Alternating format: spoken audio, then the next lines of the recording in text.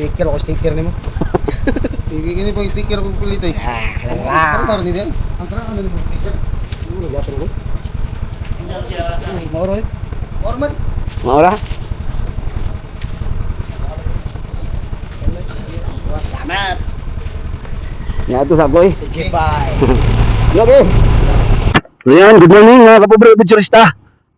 Update tayo ngayon sa Bagyong Wilma dito sa sa Cebu.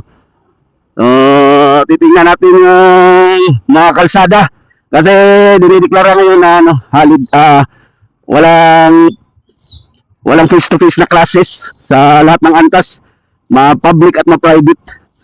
So, ganito yung yung sitwasyon ngayon.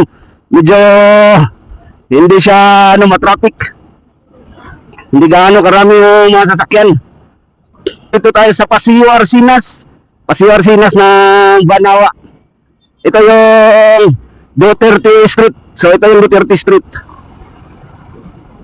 Yan, nandito na tayo sa One Pavilion. Yan yung One Pavilion dito sa sa tinatawag itong intersection ng Guadalupe area.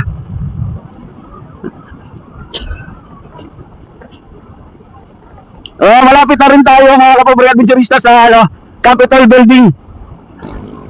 So ayan, ito yung Capitol Building.